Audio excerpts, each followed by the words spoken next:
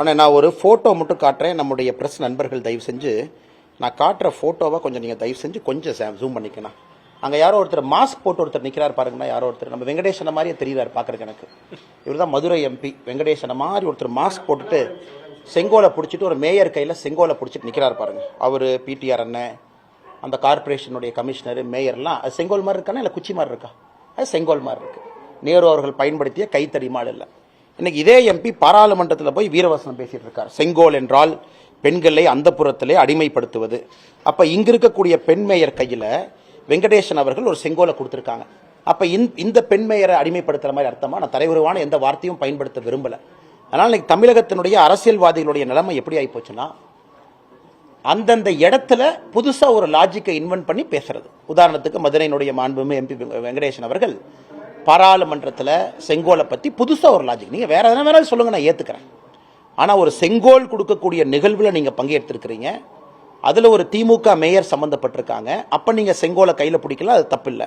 ஆனால் இதே பாராளுமன்றத்தில் நரேந்திர மோடி அவர்கள் செங்கோலை வச்சா அது தப்பு. இதைத்தான் தொடர்ந்து நான் பாரதிய ஜனதா கட்சியில் இருக்கக்கூடிய தலைவர்கள் சொல்லிக் கொண்டிருக்கின்றோம். இதுதான் இவர்களுடைய அரசியல் போலி முகத்திரை. இதை தாண்டி செங்கோலை ஐயன் திருவள்ளுவர் அவர்கள் ஒரு சிறப்பு அதிகாரமே கொடுத்திருக்காங்க. 10 குறள் செங்கோலுக்கு இருக்கு. இன்னைக்கு திருவள்ளுவருக்கு சிலை கட்டிய ஊர் நம்முடைய ஊர். கலைஞர் ஐயா அவர்கள் திருவள்ளுவருக்கு ஒரு சிலை எடுத்திருக்கிறாங்க. ஏக்நாத் ரணதே அவர்கள் திருவள்ளுவருக்கு சிலை எடுக்கிறோம்னு முதல்ல சொன்னவங்க. இன்னைக்கு ஐயன் திருவள்ளுவர் 10 குறளை செங்கோலுக்கு கொடுத்திருக்காங்க. அப்ப அதை தவறுன்னு சொல்லாமா? செங்கோலுடைய இறைமாட்சியை பத்தி பல தமிழ் இலக்கியங்கள் பேசியிருக்கா, தவறுன்னு சொல்லாமா? ஆனால் இன்னைக்கு அரசியல் லாபத்திற்காக நான் எப்பொழுதுமே சு வெங்கடேஷ் அவர்களுடைய எழுத்துக்களால் பெரிதும் ஈர்க்கப்பட்ட ஒரு மனிதன். அவருடைய காவல் கோட்டமாக இருக்கட்டும், அவர் எழுதிய புத்தகமாக இருக்கட்டும், விரும்பி படித்த ஒரு மனிதன். எழுத்தாளராக அது வேற.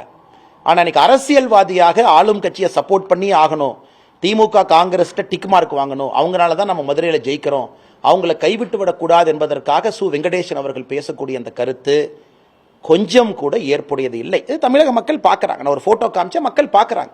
இது மக்கள் முடிவு செய்யட்டும். யார் பிற்போக்குத்தனமான அரசியலை அந்த இடத்துக்கு பேசுவதற்காக பேசுகிறோம், தமிழக மக்கள் முடிவு செய்யட்டும்.